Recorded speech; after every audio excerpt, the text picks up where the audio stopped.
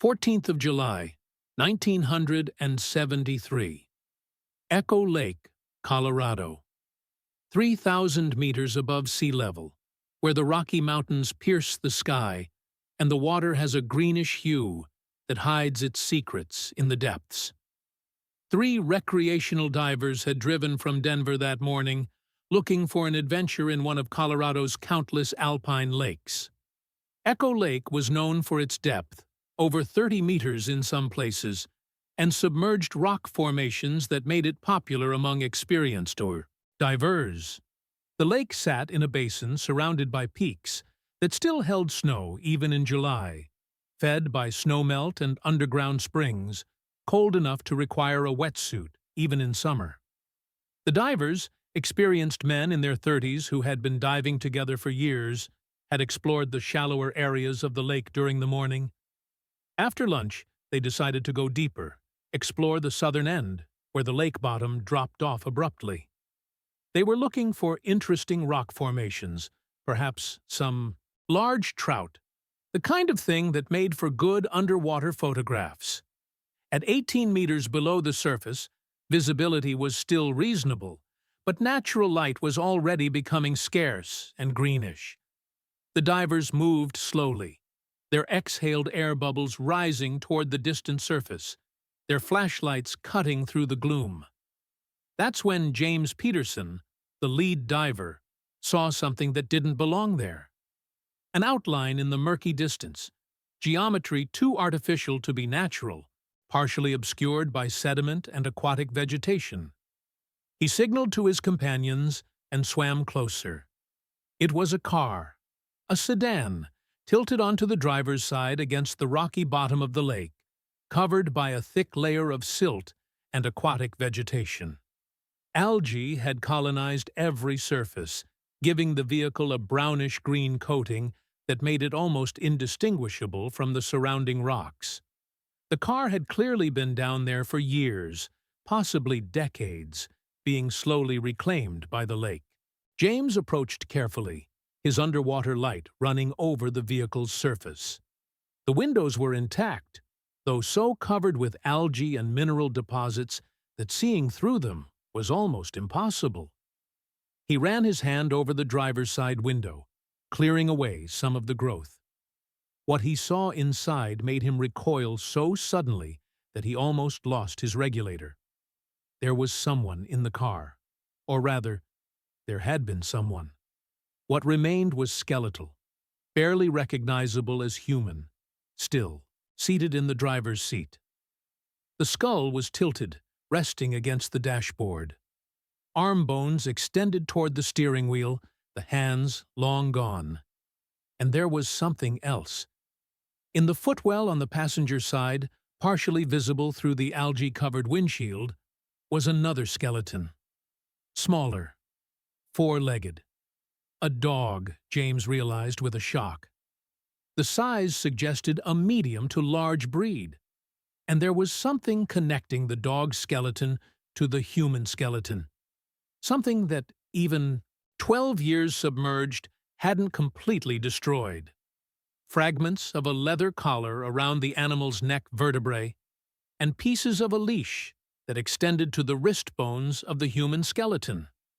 They were together, woman and dog, from what the divers could see through the corrosion and algae. Together when the car entered the lake. Together in death. Together for almost 12 years at the bottom of Echo Lake, 18 meters below the surface, waiting to be found. Before we continue with this mystery, make sure you're subscribed to this channel and turn on notification bells. What happened on a mountain trail in Colorado in 1961 involves a dedicated teacher, a loyal companion, and a tragedy that would remain hidden underwater for over a decade.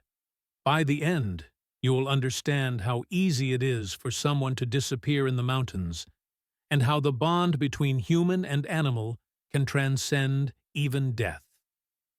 The questions that haunted investigators in 1973 were devastating in their simplicity. How did Sarah Thompson's car end up at the bottom of Echo Lake? Why was her dog with her in the car? And how did the searchers in 1961 find nothing? The answers would reveal both a tragic accident and a failure of the original investigation that cost the family almost 12 years of closure. To understand the magnitude of what was discovered in that lake, you need to understand who Sarah Thompson was. Not just the missing woman whose case had gone cold in 1961. Not just another statistic of people lost in the Colorado wilderness. The real woman. The teacher who shaped young minds. The wife who loved the mountains.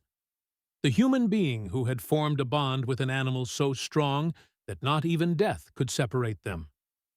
Sarah Thompson was 34 years old in October of 1961, at a point in her life where everything seemed to be falling into place. She measured 1 meter and 65 centimeters, with a body that was neither particularly thin nor heavy, but strong from years of hiking and outdoor activities. Her hair was reddish-brown, a rich tone that captured the light beautifully, and she wore it in a practical shoulder-length style that she could tie back when teaching or hiking. Her eyes were hazel, shifting between green and brown depending on what she wore, and they had a warmth that students and colleagues consistently commented on. She had a face that was more expressive than classically beautiful, with a wide smile that showed slightly crooked teeth she'd never bothered to straighten, a layer of freckles on her nose and cheeks that became more prominent in summer, and laugh lines around her eyes that suggested someone who smiled frequently and genuinely. In photographs from that time, Sarah always looked comfortable in her own skin, rarely posing formally, usually captured in the middle of a laugh or gesture, animated and alive. Sarah had been born in Denver in 1927, the daughter of a banker and a homemaker. She grew up in a comfortable middle-class home, attended Denver public schools, and showed early aptitude for both academics and outdoor activities. She spent her childhood summers at her grandparents' cabin in the mountains, learning to hike, fish, and identify plants and animals. Those summers had instilled in her a lifelong love for Colorado's mountains that would shape everything about her adult life. She attended the University of Colorado in Boulder, graduating in 1949 with a degree in elementary education. She had wanted to teach since her teenage years, inspired by her own third-grade teacher, Miss Morrison, who had made learning seem like an adventure. Sarah did her student teaching in Denver schools during her final year and was hired immediately after graduation by Mountain View Elementary School, where she taught third grade. By all accounts, Sarah was an exceptional teacher. She had a gift for connecting with children, for getting even reluctant students excited about learning. She taught reading, arithmetic, and science, but she also took her students outside whenever possible, teaching them about Colorado ecology, about the mountains near which they lived, about being good stewards of the natural world. Parents requested that their children be placed in her class. Administrators praised her dedication. Students from past years came back to visit her, remembering her as their favorite teacher. She met Robert Thompson in 1952 at a hiking club meeting in Denver. Robert was an architect, 5 years older than Sarah, who had moved to Colorado from the American East because he loved the mountains. They discovered they had almost identical ideas about the perfect life. Challenging work they cared about, time in the mountains, a simple existence focused on experiences instead of possessions. They married in June of 1953 in a small ceremony at a mountain chapel, followed by a reception at a lodge where guests could hike before and after the festivities. The Thompsons built a life that reflected their values. They bought a modest cabin near the mountain town of Evergreen, about 50 kilometers west of Denver, at an altitude of 2,300 meters. The cabin was small, just 2 bedrooms and a main living area, but it had a stunning view of surrounding peaks, and was surrounded by national forest land with direct access to hiking trails. Sarah commuted to Denver to teach during the week, but evenings and weekends were spent in the mountains. They had talked about having children, but weren't in a rush. Sarah wanted to continue teaching for a few more years. Robert wanted to establish his architecture practice more firmly. They had time, they thought. They were still young. There was no urgency. In 1954, Sarah and Robert adopted a golden retriever puppy they named Max. Max became the child they didn't have yet, the focus of their affection and attention. Sarah trained Max herself, reading books about dog training, working patiently with him until he reliably responded to voice commands and hand signals. Max was intelligent and eager to please and became Sarah's constant companion. He went with her to school sometimes, lying quietly in the corner of her classroom while she taught, students taking turns petting him during breaks. He went on every hike, every outdoor adventure, running ahead on trails, and then circling back to check on Sarah. His joy at being outdoors matching hers. In 1961, Max was 7 years old, in the prime of life for a golden retriever. He was a beautiful dog, with a thick golden coat that Sarah brushed regularly, dark brown eyes that always seemed to be smiling, and an exuberant personality that made everyone who met him love him immediately. But his primary loyalty was to Sarah. He followed her from room to room in the cabin. He slept on the floor beside her side of the bed. When she sat down, he rested his head in her lap. They had the kind of bond that develops between human and animal when both are attuned to each other's moods and needs. Sarah's daily routine during the school year was carefully structured to accommodate both her work and her love of the mountains. She woke at 5:30 in the morning, made coffee, and took Max for a walk while Robert got ready for his commute to Denver. If she had time, they would take a short hike, perhaps 30 or 45 minutes on nearby trails. Sarah would be back by 7 in the morning, shower, dress for work, eat a quick breakfast, and leave the cabin at 7:45 to drive to Denver. School started at 8:30, and Sarah took pride in never being late. On weekends, the routine was different and more flexible. Sarah liked to take longer hikes, exploring trails deeper in the national forest. She was an experienced hiker who understood mountain safety. She always told Robert where she was going and when she would be back. She carried water, snacks, a first aid kit, a map, and a whistle. She wore appropriate clothing and sturdy boots. She was careful, not reckless, despite her confidence in the mountains. The trail Sarah hiked most frequently was called Elk Meadow Trail, a moderate 8-kilometer loop that started at a trailhead about 3 kilometers from the cabin. The trail wound through pine forest, crossed a mountain stream, opened into a meadow where elk sometimes grazed in early morning or evening, and then returned in a loop through more forest to the trailhead. Sarah could hike it in about 2 hours, less if she moved quickly, and she had done it so many times she could have followed it blindfolded. Max knew the trail as well as she did, could run ahead, and always be found waiting at the next bend. Friends and colleagues described Sarah as happy in October of 1961. There were no problems in her marriage, no issues at work, no indication of depression or distress. She loved her job, loved her husband, loved her dog, loved her life in the mountains. She had plans for the future. She and Robert were talking seriously about starting a family in the next year or two, about perhaps building a larger house on land they were looking at, about a summer trip to Yellowstone National Park they were planning. But there was one thing about Sarah that would become important later. She was sometimes impulsive in small ways. If she saw an interesting side trail while hiking, she might explore it even if it wasn't on her planned route. If the weather was particularly beautiful, she might extend a hike beyond what she'd originally intended. She trusted her knowledge of the mountains, trusted her ability to handle whatever she encountered, and 99 times out of 100, that confidence was justified. She was experienced, capable, and safe. But in the mountains, all it takes is that one time when judgment fails, when circumstances align wrong, when a moment of impulse leads to tragedy.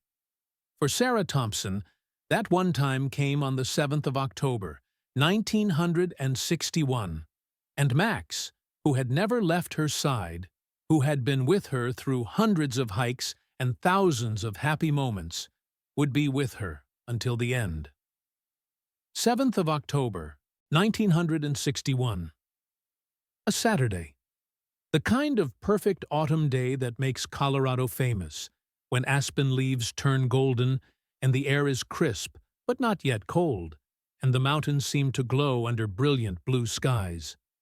The temperature that morning was in the low 50s Fahrenheit, expected to reach the mid-60s by afternoon. Perfect hiking weather. Sarah woke early, as she always did, even on weekends. She was one of those people who found mornings energizing instead of difficult, who jumped out of bed ready to start the day. On this particular morning, she was especially excited because the fall colors were at their peak, and she wanted to photograph the aspens along Elk Meadow Trail in the morning light. She made coffee for herself and Robert, who was planning a quieter day working on architectural drawings in his home office. They had breakfast together around 7 in the morning, toast with jam, scrambled eggs, orange juice. Sarah told Robert her plan. She would take Max on the Elk Meadow Trail, do the full 8-kilometer loop, maybe extend it slightly if the lighting was good for photographs. She would be back by 9:30, 10 o'clock at the latest. They had planned to drive to Denver in the afternoon to see friends, so she wanted to finish her hike with plenty of time to get ready. Robert reminded her to be careful, as he always did, more out of habit than any real concern. Sarah was the most experienced mountain person he knew. She laughed, kissed him, and said, "I'm always careful. Come on, Max." At the sound of his name, Max bolted from where he'd been lying in a patch of sunlight near the window. He knew what hike meant, knew the routine. Sarah changed into hiking clothes, jeans, a flannel shirt over a t-shirt, a light jacket, and her well-worn hiking boots. She filled a small backpack with water bottles, some granola bars, her camera, the map she always carried even though she knew the trail by heart, and a basic first aid kit. Sarah and Max left the cabin at 7:35 in the morning. Robert watched from the window as they walked to Sarah's car, a 1958 Plymouth Belvedere sedan, light blue with chrome trim. Max jumped into the passenger seat, his usual spot. Sarah got in on the driver's side, waved to Robert, and backed out of the driveway. The last image Robert had of his wife was her smiling face through the car window as she turned onto the mountain road, Max's golden head visible. Beside her, both heading off on what should have been just another routine Saturday hike. The drive from the cabin to the Elk Meadow trailhead was only about 10 minutes, winding along mountain roads through pine forest and aspens. Sarah knew every curve, every landmark. She should have arrived around 7:45 in the morning. But Sarah never arrived at the Elk Meadow trailhead. Or if she did, she didn't stay there. Something caught her attention. Something made her deviate from her plan in a way that would cost her everything. There was an old mining road that branched off the main highway about 2 kilometers before the Elk Meadow trailhead. A rough, narrow dirt road that climbed higher into the mountains and offered spectacular views of the valleys below. The road had been built decades earlier to access silver mines that had long been abandoned. It didn't appear on most trail maps. It wasn't maintained by the Forest Service. The entrance was partially obscured by overgrown bushes. Most people driving past didn't even notice it was there. But Sarah knew about it. She had noticed the road before on her drives to the trailhead, had mentioned to friends that she wanted to explore it someday for photography. The road ran along the ridge above Echo Lake, and on a clear autumn morning, the views from that vantage point would be spectacular. That morning, driving to what should have been her planned hike, Sarah saw the entrance to the old mining road, and she made an impulsive decision. The lighting was perfect. The colors were at their peak. She had her camera. Why not take just a few minutes to drive up the road, find a good viewpoint, take some photographs? She would still have plenty of time to do her hike afterward. Around 7:50 in the morning, based on later forensic estimates, Sarah turned her Plymouth onto the old mining road with Max in the passenger seat. The road was rough but passable for a regular car if you drove slowly and carefully. Sarah probably thought she would just go a short distance, find a good viewpoint, take some photos, and head back. She put the leash on Max before starting to drive up the rough road. This was just prudent. If she stopped to take pictures, she didn't want Max running off into the forest or too close to the edge. The leash connected Max's collar to her wrist, a common practice she used when she needed to keep her hands free but the dog under control. The road was narrow, with a steep drop on one side. Sarah drove carefully, following the road as it climbed along the ridge. Trees grew dense on both sides, occasionally opening to reveal glimpses of the valley below. And then something went wrong. Perhaps Sarah misjudged the edge. Perhaps the car's wheels slipped on loose gravel. Perhaps she swerved to avoid a deer or some other animal that came out of the forest. Perhaps a tire caught on a rock and pulled the car toward the edge. The exact mechanism will never be known.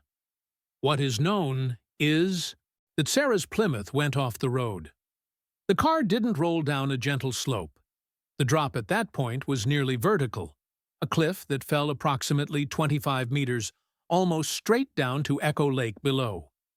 The car plunged through the air, breaking pine branches, and hit the lake's water with tremendous force. Echo Lake is a deep, steep-sided glacial lake with very little shallow area. Where Sarah's car entered the water, the depth was about 20 meters. The car would have sunk quickly, the weight of the engine pulling it down nose first. Water would have rushed in through any opening. Sarah and Max would have had seconds, perhaps a minute, before the car filled completely and sank to the bottom. There is no evidence that Sarah tried to escape.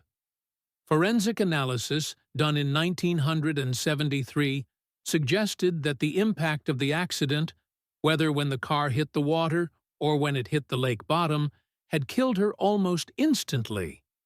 She remained in the IOD driver's seat. Max remained in the passenger footwell, where he may have been thrown by the impact. And the leash. The leather leash that connected them. It suggested that even in those final moments, even as disaster struck, they were together. The leash connected Max's collar to Sarah's wrist, a connection she had maintained while driving. A connection that lasted until the end and beyond, partially preserved by the cold water and the leather that, though deteriorated, never completely broke. At 9:30 in the morning, Robert Thompson began to wonder where Sarah was. She had said 9:30 or 10 at the latest. By 10 o'clock, he was worried. By 10:15, he drove to the Elk Meadow trailhead. The parking lot was empty. No Sarah's car. No blue Plymouth. Nothing. Robert waited 15 minutes, thinking he might have missed her on the road, that perhaps she had stopped somewhere on the way back. But by 10:45, with his stomach tight with worry, he drove back to the cabin to see if she had returned by a different route. The cabin was empty. No sign of Sarah or Max. At 11 in the morning, Robert Thompson called the county sheriff's office to report his wife and dog missing. The response to Sarah's disappearance was swift and substantial. In 1961, search and rescue operations in Colorado were becoming increasingly professional, with trained volunteers, coordination with the U.S. Forest Service, and established protocols for finding lost hikers.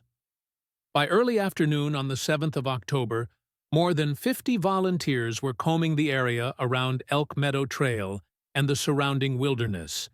The search teams included experienced mountain rescue volunteers, rangers from the Forest Service, and local residents who knew the area well. They also brought in search dogs, German shepherds trained to follow human scent. But there was a critical problem from the start. Nobody knew where Sarah had actually gone.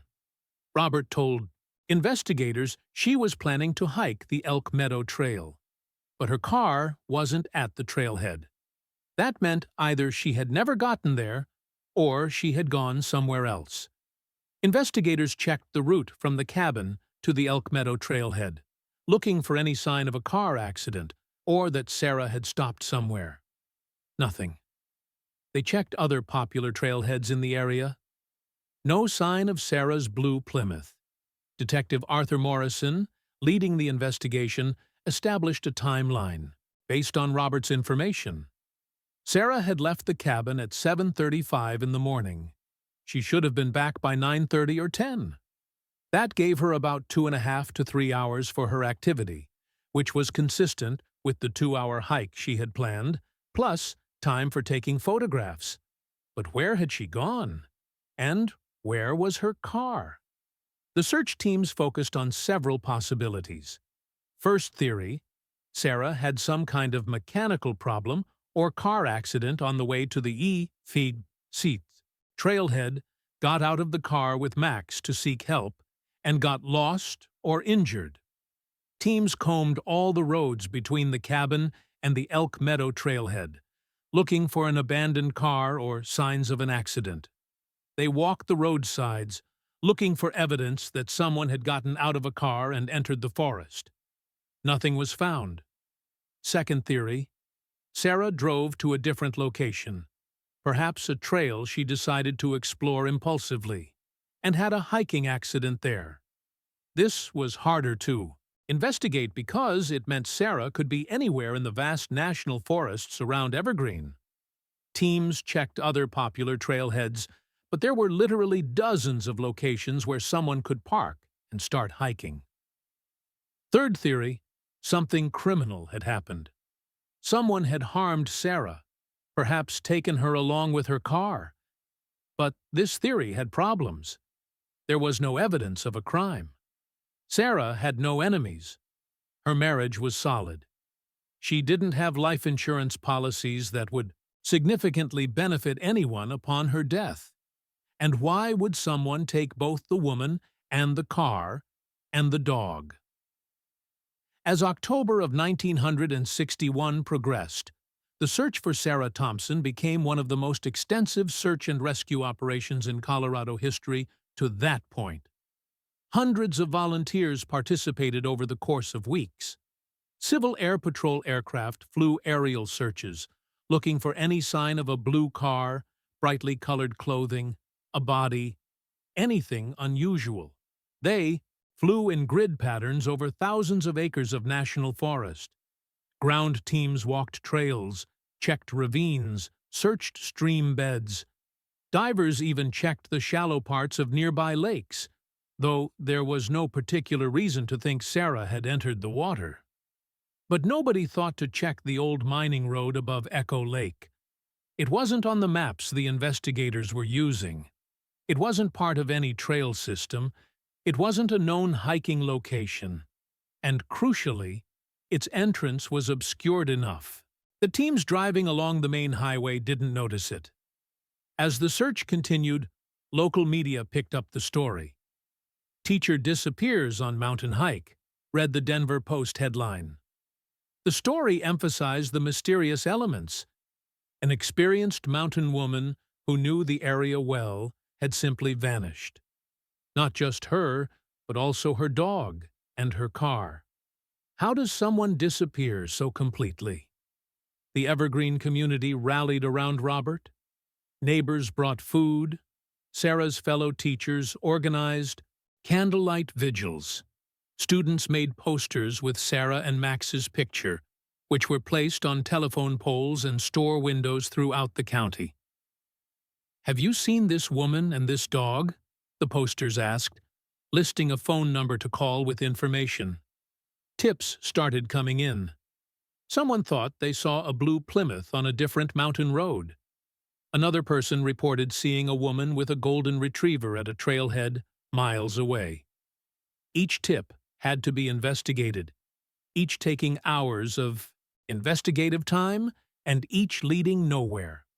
Robert Thompson was consumed by the search. He barely slept, barely ate. He joined the search teams every day, despite investigators encouraging him to let the professionals work. He couldn't just sit at home, couldn't just wait. He had to do something, had to search for her. "She wouldn't get lost," he told investigators repeatedly.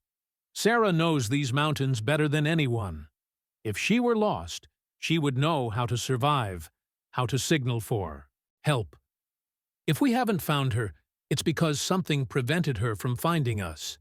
She's injured or trapped or—" He never finished the sentence. Couldn't say the word dead. As October turned into November, the active search began to wind down. Weather had turned cold, with early snow covering the high country. Search and rescue teams had done everything they could. Unless Sarah had somehow survived and was living in the wilderness, which seemed impossible, she was dead.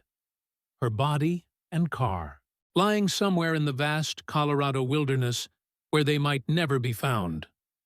On the 28th of November, 1961, Sheriff Thomas Bennett held a press conference.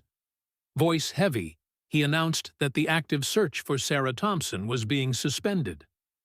"We did everything we could," he said. "We searched thousands of acres. We flew hundreds of hours of aerial searches. We followed every lead. But we found no trace of Mrs. Thompson, her dog, or her vehicle." He paused, then continued. "It is my professional conclusion that Sarah Thompson met with some kind of accident in the mountains. Where exactly, we don't know. But based on the complete lack of evidence of foul play, I believe she died accidentally, and her body remains in a remote location where we were unable to locate it. The case remains officially open, and we will investigate any new leads that come up. But the active search is over." Robert Thompson, sitting in the front row of the press conference, left the room without saying a word. Outside, finally, he broke down. A friend found him sitting in his car, shaking, unable to turn the ignition. "She's gone," Robert said. "She's really gone, and I'll never know what happened." The years between 1961 and 1973 were marked by Robert Thompson's inability to move on. While most people who lost loved ones eventually found ways to move forward, Robert remained frozen in October of 1961, unable to accept Sarah's death without proof, unable to move forward while questions remained unanswered. He continued to live in the cabin they had shared, though it gradually transformed from a home into something more like a museum or shrine. Everything remained exactly as Sarah had left it. Her coffee cup was still in the kitchen cabinet she always used. Her hiking boots were by the door. Her lesson plans for the week of October 9th, 1961, plans she never taught, remained on the desk in the guest room she used as a home office. Robert continued working as an architect, though colleagues said his heart was no longer in it. He was competent, professional, but the passion he had once brought to his work had disappeared. He designed buildings that were functional but uninspired. He took fewer projects, spending more time alone in the cabin. Every year on the 7th of October, the anniversary of Sarah's disappearance, Robert drove through the area where she should have been. He drove slowly along the mountain roads, looking for something, anything, that the investigators might have missed. He never found anything, but he couldn't stop looking. The Thompson family, Sarah's parents and sister, tried to help Robert move on. They urged him to sell the cabin, to move away from the constant reminder of what he had lost. They suggested grief counseling, which Robert attended twice before declaring it useless. "How can I grieve?" he asked. "When I don't know what happened? When there's still a chance, however small, that she might be found?" Sarah's mother, Catherine, died in 1967, without ever knowing what happened to her daughter. At Catherine's funeral, Robert heard Sarah's father, George, telling someone, "At least Catherine is at peace now. She doesn't have to wonder anymore." Robert envied that peace. He wanted it desperately, but it eluded him. The cabin became known locally as the Thompson place where the wife disappeared. New residents of the area would hear the story. The teacher who went hiking with her dog and never came back. The husband who couldn't let go. Some people thought Robert's dedication was romantic, a testament to true love. Others thought it was unhealthy, a refusal to face reality. Robert didn't care what people thought. He just wanted to know what had happened to Sarah. Over the years, Robert became something of an amateur expert on hiking accidents and missing person cases. He read everything he could find about people who had disappeared in the wilderness. He learned about the statistics, how many were eventually found, how long it typically took, what conditions affected the chances of discovery. He learned that bodies could remain hidden for decades in the mountains, that weather and animals and time could scatter remains so completely that they became almost impossible to find. He also learned about the few cases where missing hikers were found alive years later, having suffered amnesia or chosen to disappear voluntarily. Those cases, though rare, kept a small flame of hope alive in Robert's mind. Maybe Sarah was out there somewhere, living under a different name, her memory of her previous life erased by some trauma. Maybe someday she would remember and come home. Rationally, Robert knew this was nearly impossible. But the human mind clings to hope, even when reason says there is none. And without a body, without definitive proof of death, hope couldn't be completely extinguished. In 1970, 9 years after Sarah's disappearance, Robert received a call from the county sheriff's office. Hikers had found human remains in a remote area about 25 kilometers from where Sarah had disappeared. Robert's heart nearly stopped. Could it be her? Finally, after 9 years, would he have his answer? But DNA testing wasn't yet available in 1970, and the remains were too deteriorated to make a definitive identification.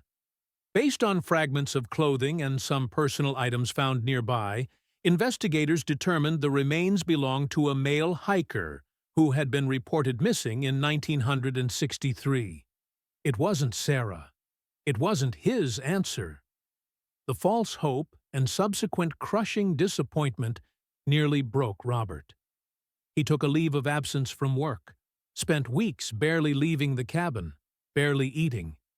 Friends worried he was becoming suicidal. But eventually, he pulled himself together, or at least seemed to. He returned to work, resumed his routine, continued waiting for the answer that would let him finally grieve. Sarah's colleagues at Mountain View Elementary School established a small memorial scholarship in her name. awarded annually to a student who demonstrated exceptional interest in science and nature.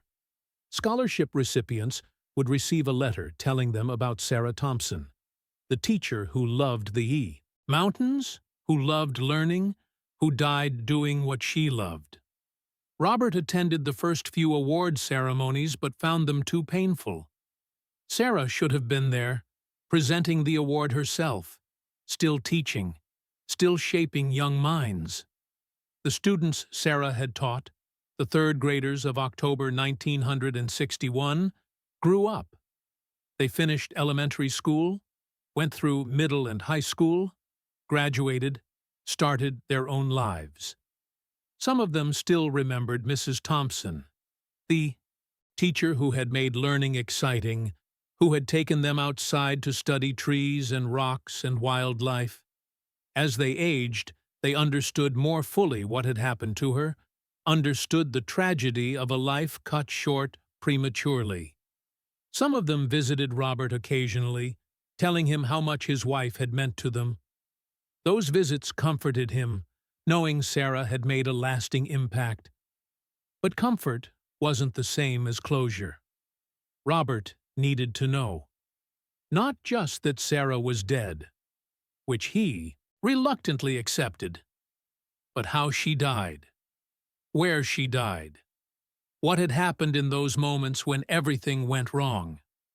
Without those answers, his grief remained incomplete. His mourning remained suspended. In 1973, almost 12 years after Sarah's disappearance, Robert was 51 years old. He looked older, worn down by grief and unanswered questions. His hair, once dark brown, had gone almost entirely gray.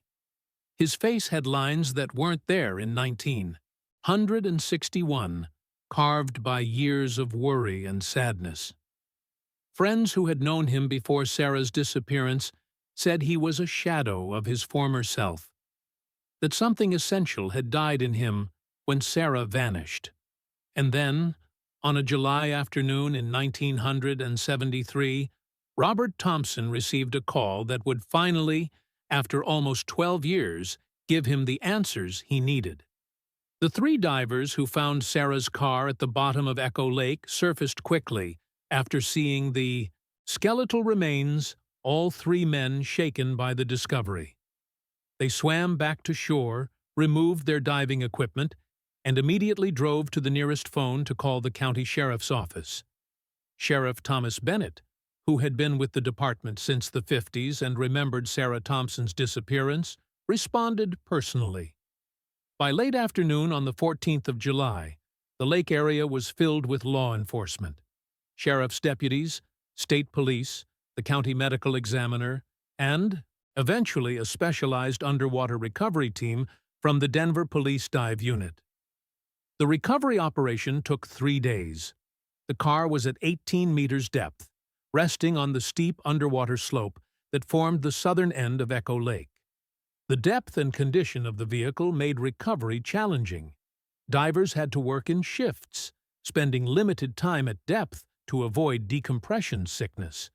They had to carefully document the scene before disturbing anything, taking underwater photographs and measurements. What they found was both moving and revealing. Sarah Thompson's skeletal remains were still in the driver's seat of the Plymouth Belvedere, her skull resting against the dashboard. The skull showed evidence of significant trauma, likely from the impact when the car hit the lake bottom. Based on later examination by a forensic anthropologist, she had likely died almost instantly from the head injury, never regaining consciousness after the accident. Max's skeletal remains were in the passenger side footwell, where he had likely been thrown by the impact. The bones showed no signs of trauma beyond what would be expected from a violent accident. The collar around his neck vertebrae was still intact, made of leather that had been preserved by the cold water and low oxygen environment at the lake bottom. And attached to that collar were fragments of a leash, also leather, also partially preserved, extending from Max's collar to Sarah's wrist bones. The image of them together, connected even in death, moved even the most hardened investigators. The loyalty of the dog who stayed with his person to the end. The bond between human and animal that not even tragedy could break. Several of the recovery divers, grown men who had seen difficult things in their careers, admitted later that they had gotten emotional inside their masks underwater when they fully comprehended what they were seeing. The car itself told the story of what had happened. The front was severely damaged, consistent with a high-velocity impact. The windshield was cracked, but not shattered. The driver's side window was still closed. There was no evidence that Sarah had tried to escape, or that the windows had been opened after the car entered the water. Everything suggested the accident had been sudden, violent, and fatal. On the 17th of July, after the documentation was complete, a crane and cable system were set up on the shore of Echo Lake. Divers attached cables to the Plymouth, and the car was slowly winched from the bottom, water streaming from every opening as it broke the surface. Sarah and Max's remains were carefully removed and transported to the county morgue for formal identification and analysis. Robert Thompson had been notified on the 15th of July that a car matching the description of Sarah's vehicle had been found in Echo Lake with human remains inside. He had driven immediately to the lake, arriving to find the recovery operation underway. Sheriff Bennett met with him, explained what they had found, prepared him as gently as possible for what it meant. "We believe we've found your wife, Mr. Thompson," Bennett said, "and her dog. They were together. They've been together all this time." Robert stood at the edge of Echo Lake, staring at the water where divers were still working below, and cried with an intensity he hadn't felt since the first days after Sarah had disappeared. These weren't tears of fresh grief, though. There was grief, but tears of relief. Finally, after almost 12 years, he knew. She hadn't been lying injured somewhere calling for help. She hadn't suffered. She had died quickly, with Max at her side, in the mountains she loved. It was still terrible, still tragic, but knowing was better than not knowing. Finally, he could mourn properly. Finally, he could say goodbye. The forensic analysis confirmed what the scene had suggested. Sarah's dental records matched the teeth in the skull. The trauma to the skull was consistent with a high-impact accident. There was no evidence of foul play, no indication that anyone else had been in the car. The cause of death was declared as blunt force trauma resulting from vehicular accident. But what had Sarah been doing on that road above Echo Lake? The investigation expanded to understand the circumstances of the accident. Deputies hiked up to the old mining road that ran along the ridge above the lake. They found, after some searching, the spot where Sarah's car had gone off the road. The evidence was still there almost 12 years later. Trees showed cuts where the car had passed through them on its way down. Rocks at the road's edge showed scratches from the car's undercarriage. And most revealing, there were visible tire tracks in a section of the road where the surface was compacted clay instead of gravel. The tracks showed a car that had been moving slowly along the road and then had turned suddenly right, off the edge. Investigators reconstructed the accident. Sarah had driven from the cabin to the old mining road, probably to find a better vantage point for photographing the fall colors. She had driven slowly up the rough road, careful but confident. At some point, probably distracted by the spectacular view or trying to position the car for a good photo angle, she had misjudged the road's edge. Or perhaps a wheel had caught on a rock, or the soft shoulder had given way. The car had gone over the edge, fallen 25 meters through the air, hit the lake with tremendous force, and sunk immediately to the bottom. The reason why no one had found her during the massive search in 1961 became painfully clear. The search had focused on the Elk Meadow Trail system and surrounding wilderness because that's where Sarah had said she was going. No one had thought to search the old mining road above Echo Lake because it wasn't connected to the hiking trail, wasn't marked on hiking maps, and wasn't an obvious place for someone on foot to be. The aerial searches in 1961 had flown over the area, but the entrance to the mining road was obscured by trees. The car had sunk quickly into the deep water, and no one had any reason to look there. Sarah and Max had lain undiscovered for almost 12 years, not because the lake hadn't been searched. The shallow areas had been checked in 1961, but because no one had searched the deep water at the base of the cliff. The discovery brought closure not just to Robert, but to Sarah's family, her friends, her former colleagues, and students. The memorial service held in August of 1973 was the funeral they had never been able to have in 1961. Sarah and Max were cremated together at Robert's request, their ashes mixed so they could remain together just as they had been in life and in death.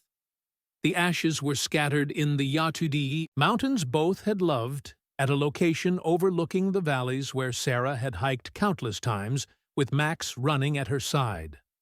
The local newspaper published a story about the discovery, focusing on the loyalty of the dog who had stayed with his owner to the end.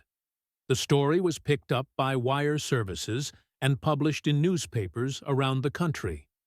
Letters arrived for Robert from strangers who had been touched by the story, who had beloved dogs of their own, who understood the special bond between human and animal. One letter, from a woman in California who had lost her own husband in a car accident, particularly affected Robert. She wrote, "At least they were together. At least she didn't die alone. Max was there. That's something. Hold on to that." Robert held on to that.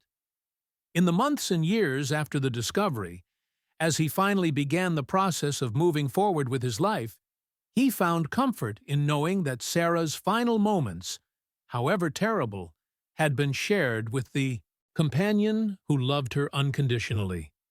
Max had been with her in hundreds of happy moments, and he had been with her at the end. There was something right about that, something that felt like the completion of their story together. What really happened to Sarah Thompson on the 7th of October, 1961? After almost 12 years of mystery and the discovery in Echo Lake, we finally have answers, though not all questions can be fully resolved. The facts we know are these. Sarah Thompson left her cabin that morning intending to hike the Elk Meadow Trail. She drove with Max in the car, but at some point she changed her plans and decided to drive up the old mining road that ran along the ridge above Echo Lake. She was almost certainly planning to photograph the autumn scenery from that elevated vantage point. While driving slowly up the narrow, rough road, her car went over the edge, fell 25 meters, crashed into Echo Lake, and immediately sank to the bottom. Sarah died almost instantly from the impact. Max, who was in the car with her, died in the accident as well, or very shortly after. They remained at the bottom of the lake, undiscovered, for almost 12 years. These are facts supported by physical evidence.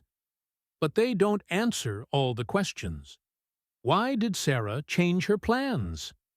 The most logical explanation is that she saw the entrance to the old mining road while driving to the Elk Meadow trailhead. The lighting conditions were perfect. The colors were at their peak. She had her camera. Why not just take a few minutes to drive up the road, find a good viewpoint, take some photographs?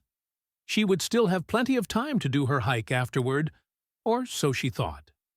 Why was Max in the car instead of hiking with her? If Sarah was planning to drive on a rough road and possibly stop frequently to take photos, it would have made sense to keep Max on the leash and in the car instead of letting him run free as she would on a hiking trail.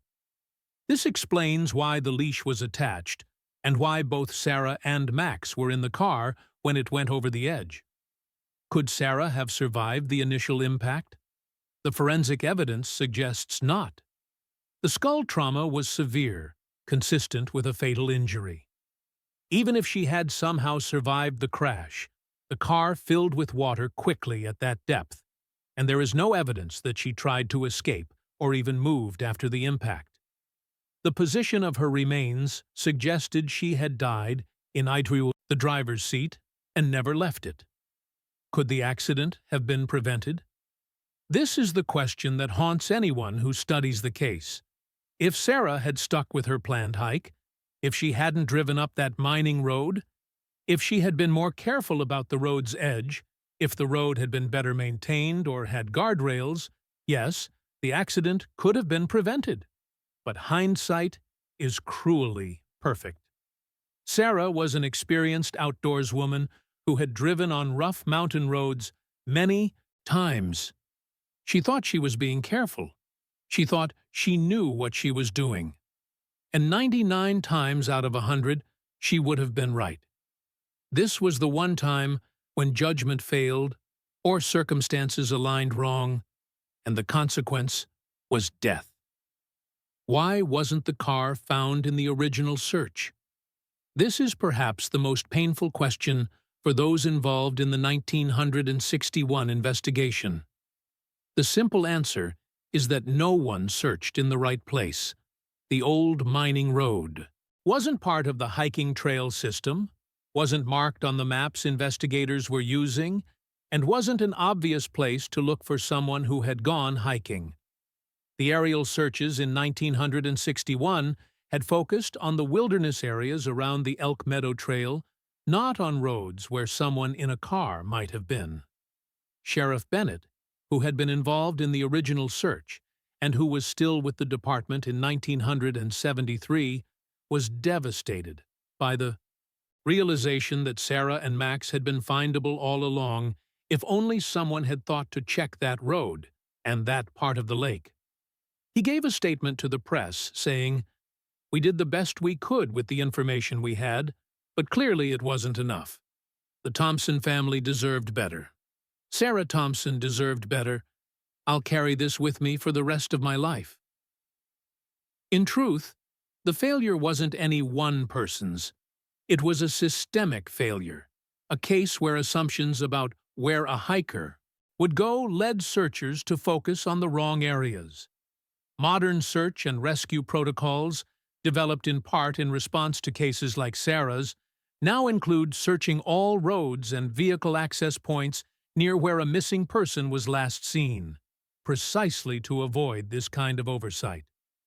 Robert Thompson, in interviews given after the discovery, was gracious about the failed search. "I don't blame the searchers," he said. "They worked hard, they did their best. Sarah changed her plans without telling anyone, and that's what led to this tragedy. If I want to be angry at anyone, I have to be angry at her for taking that risk. But I can't be angry at her. I just miss her." In the years after the discovery, Robert slowly rebuilt his life. He sold the cabin in 1975, unable to live there anymore now that he knew what had happened. He moved to a smaller house in Denver, remained active in his architecture work, and eventually, in 1978, began dating a widow he met through friends. They married in 1980, 17 years after Sarah's death. Robert never forgot Sarah, but he learned to live with her memory instead of being paralyzed by it. The case of Sarah Thompson and Max had a lasting impact on search and rescue protocols in Colorado and beyond. It highlighted the importance of not making assumptions about where a missing person might be, of checking all possible routes and locations, of using underwater search capabilities even in cases where there's no obvious reason to think someone entered the water. Several search and rescue organizations now use the Thompson case as a training example of how easy it is to miss evidence when you're focused too narrowly. The story also resonated with people because of Max, the loyal dog who stayed with his person to the end, who was found almost 12 years later, still connected to her by the fragments of the leash that had never been removed. For dog lovers, for anyone who has ever experienced the unconditional love of an animal companion, the image was both heartbreaking and somehow beautiful. Max had done what dogs do, stayed with his person, faithful to the end and beyond. Sarah Thompson was 34 years old when she died, in the prime of her life and career, with so much still ahead of her. She should have had decades more to teach, to hike, to love her husband, possibly to raise children. Instead, she had 34 years and a terrible accident that took everything from her in an instant. But in another sense, Sarah died doing exactly what she loved, being in the mountains, seeking beauty, accompanied by the companion who loved her most. If she had to die young, which no one should have to do, at least she died in a place she loved, doing something she loved, with someone she loved at her side. That's more than many people get. The mountains are beautiful, but they are also dangerous. The wilderness that draws people, with its majesty and peace, can kill without warning, without malice, simply because that's the nature of wild places. Sarah Thompson knew this.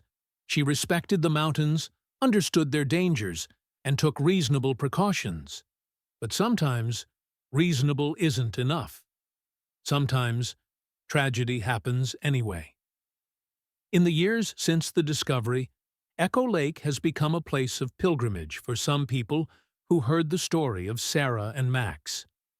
Divers sometimes visit the site where they were found, though the car has been removed and there's nothing left to see.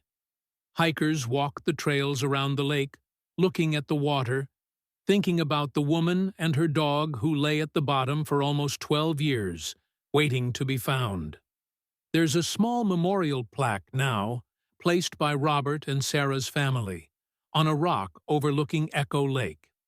It reads, "In memory of Sarah Thompson, 1927 to 1961, and her faithful companion Max. Together in life, together in death, together in the mountains they loved." It's a simple memorial, but it captures what matters. Not how they died, but how they lived and how they loved. Sarah Thompson was a teacher who shaped young minds. She was a wife who loved her husband. She was a nature lover who found peace in the mountains. And she was a person who formed a bond with an animal so strong that not even death, and almost 12 years underwater, could break it. The story of Sarah and Max reminds us of several important things. First, that life is fragile and can change in an instant. Sarah woke that October morning expecting a routine hike and some beautiful photographs. She could never have imagined that would be her last day. This reminds us to treasure every moment, to tell the people we love that we love them, to not postpone the things that are important, because we never know how much time we have. Second, it reminds us of the importance of communicating our plans. If Sarah had told Robert she was thinking of exploring the mining road, if she had left a note about the change in plans, searchers would have known where to look. When we go into the wilderness, when we do activities that involve risk, we should always tell someone exactly where we're going and when we expect to return. And if we change those plans, we should communicate that whenever possible. Third, it reminds us of the power of love and loyalty. Max had no choice about being with Sarah in that car. But even if he had, it's easy to imagine he would have chosen to be with her anyway. Dogs don't understand death or danger the way humans do. They only understand being with the person they love. Max was with Sarah to the end because that's where he belonged, where he would always be. That kind of loyalty, that kind of unconditional love, is one of the most beautiful things about the bond between humans and animals. And finally, the story reminds us that sometimes answers do come, even when they take almost 12 years. Robert Thompson lived with uncertainty and unanswered questions for over a decade. He never stopped searching, never stopped hoping for answers. And eventually, those answers came. Not the way he expected, not when he expected, but they came. And though the answers were painful, though they confirmed the loss he had feared, they also set him free.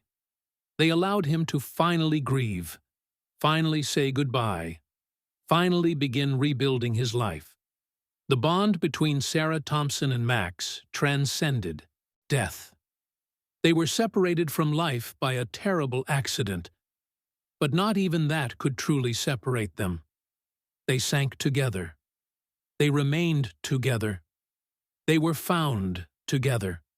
And now their ashes rest together in the mountains both loved, scattered on the wind, becoming part of the land that brought such joy to their lives. There are worse ways to be remembered than as someone who loved deeply, who lived fully, and who formed bonds so strong that not even death could break them. Sarah Thompson was all of that and more. She was a teacher, a wife, a nature lover, and a loyal friend to a golden retriever named Max, who never left her side. In the words carved on that simple memorial plaque overlooking Echo Lake, together in life, together in death, together in the mountains they loved. May they rest in peace, Sarah and Max. Their story reminds us that love and loyalty transcend even the worst tragedies, and that the bonds we form in life can endure beyond death itself. If you enjoyed this story, please leave a like and share it with others who might appreciate it. And remember, if you go into the mountains, always tell someone where you're going. Always be careful. And always treasure the time you have with those you love, whether they're human or animal, because we never know how long we'll have together. Thank you for watching.